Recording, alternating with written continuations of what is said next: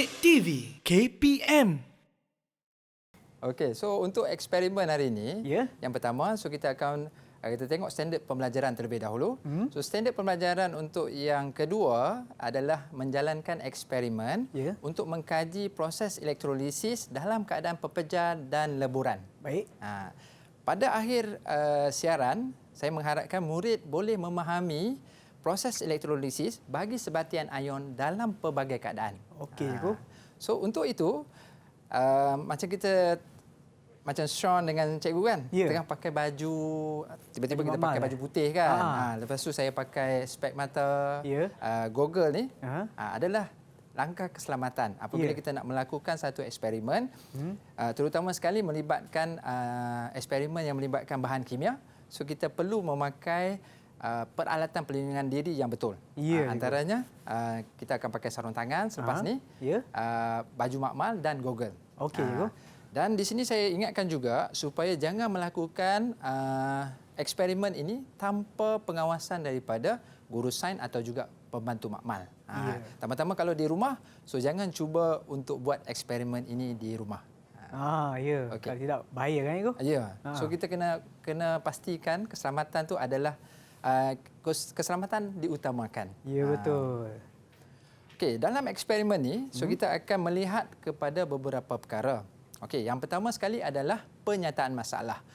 So di awal tadi kita bercakap tentang kita nak melihat adakah sebatian ion ni boleh mengalami proses elektrolisis dalam keadaan pepejal dan juga dalam keadaan leburan. Kita fokus kepada dua dulu.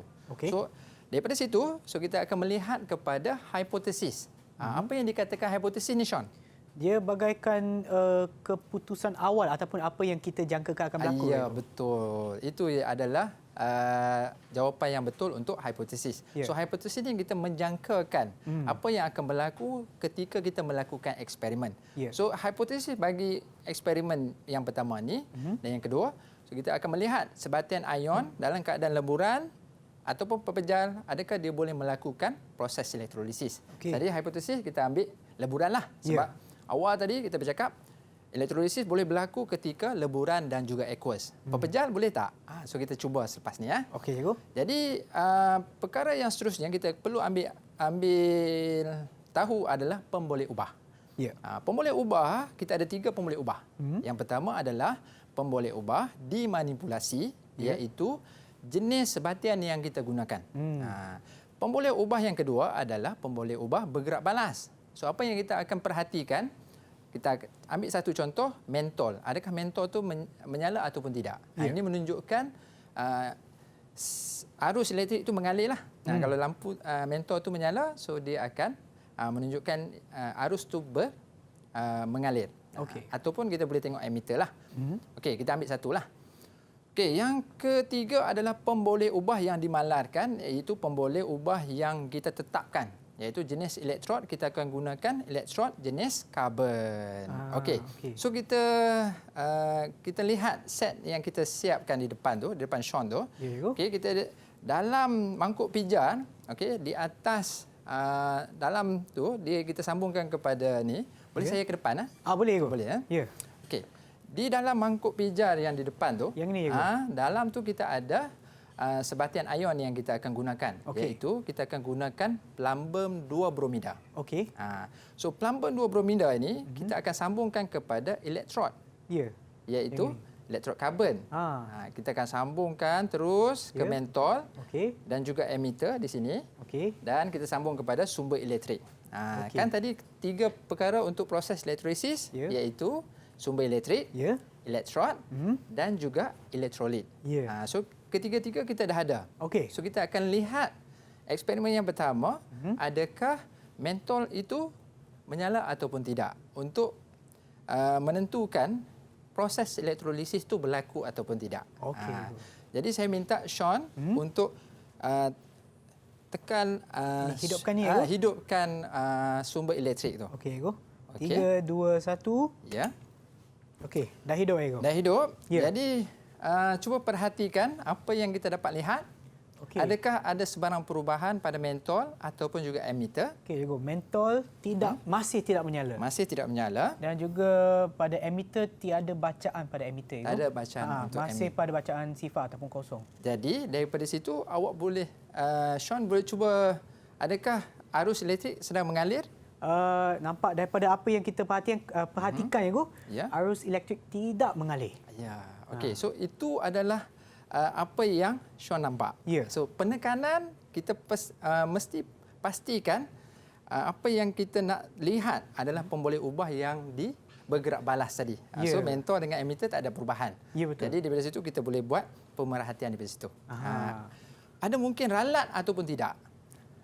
Saya rasa semua sambungannya memang disambungkan dengan betul, cikgu. Disambungkan dengan betul. Ya. Jadi Dan kita switch tak pun ada dipasang. masalah daripada segi ralat lah. Ya. Ya. Okey. So itu adalah yang pertama. Okey. Okey. So yang ini adalah macam mana kita sambungkan. Ya. Okey. So yang dalam keadaan pepejal, so kita dah ikut turutan yang telah ditetapkan, iaitu kita masukkan plumbum 2 bromida. Ya. Selepas itu kita letakkan rod elektrod tadi, tak ada masalah. Ya. So tapi apa yang kita dapat lihat adalah mentol itu tidak menyala. Ya. Okey, itu untuk eksperimen yang pertama. Ya. Apa kata kita sambung untuk eksperimen yang kedua? Okey, boleh je, cikgu. Okey, jom kita lihat. Okey, ini adalah dalam keadaan leburan. Ya. Leburan maksudnya kita ada penundu Bunsen di situ. Okey. So kita akan leburkan pepejar tadi, kita dah masukkan dalam mangkuk pijar. Ya. Apa yang kita perlu panaskan sahaja. Okey. Tapi untuk proses eksperimen yang kedua kita Ya. tak akan buat di sinilah. Okey. Kita akan lihat kepada video yang saya sediakan. Okey, jom kita saksikan ya, Jom cikgu. kita saksikan sama-sama.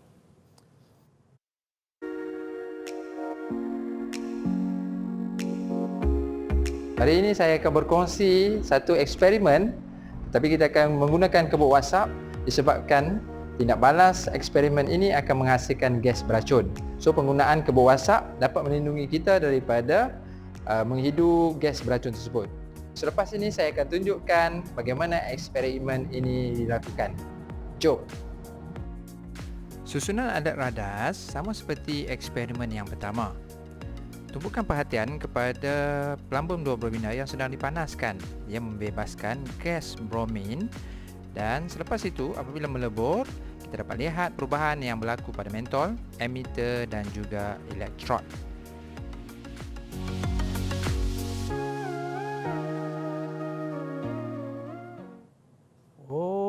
Menarik juga ya eksperimen tadi, cikgu. Ya, Sean. Tapi kita tak boleh buat di sinilah.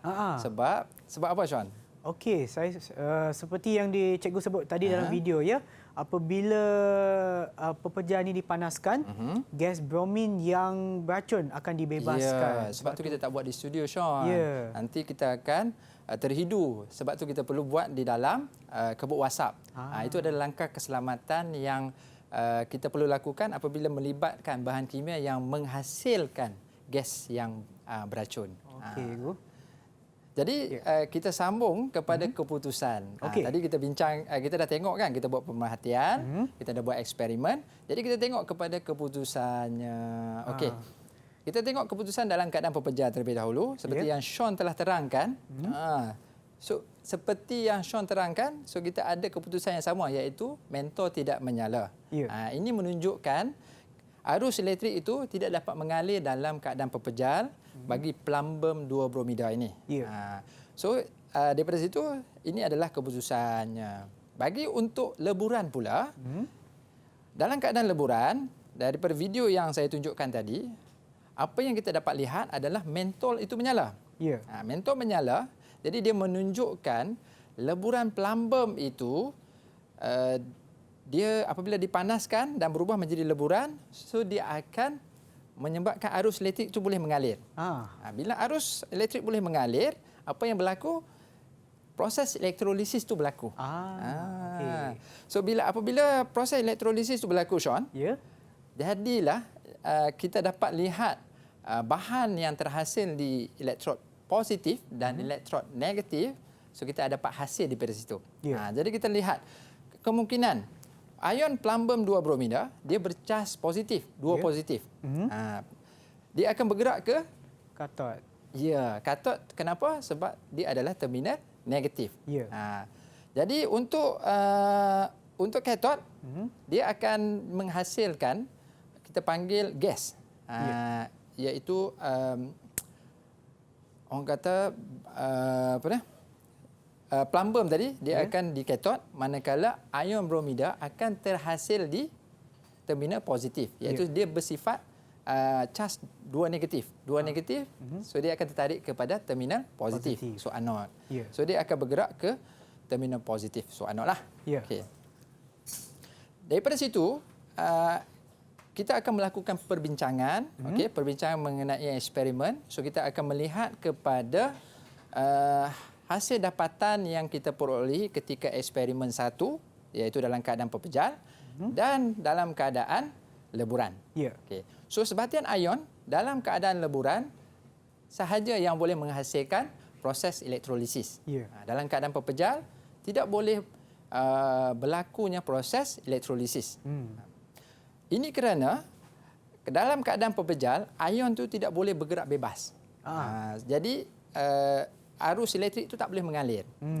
Proses elektrolisis dia tak boleh berlaku dalam keadaan pepejal. Daripada eksperimen ni kita telah buktikan bahawa dalam keadaan pepejal tidak boleh berlaku proses elektrolisis. Dalam keadaan leburan sahaja, so daripada video tadi, so kita boleh lihat bahawa ketika plumbum 2 bromida dipanaskan dan menjadi leburan, so proses mentol tadi dia akan menyala dan juga emitter pun menunjukkan perubahan. Jadi daripada situ proses elektrolisis itu berlaku. Dan sekarang kita perlu menentukan ion apa yang terhasil di terminal positif dan terminal negatif. So kita tengok. Yang pertama adalah ion plumbum 2. Ion plumbum 2 ni dia bersifat positif, dua positif. Yang 2 Roman tu adalah mewakili nilai ion dia. Jadi dia akan bergerak ke katot yang bersifat negatif. Jadi apa yang berlaku, ion plumbum tadi dia akan tertarik ke situ. Ion bromida pula bersifat negatif. Iaitu bromida negatif 1. Jadi dia akan bergerak ke terminal positif, iaitu anode. Jadi itu yang kita dapat pastikan. Ada tak ion lain yang wujud dalam plumbum 2 bromida ni?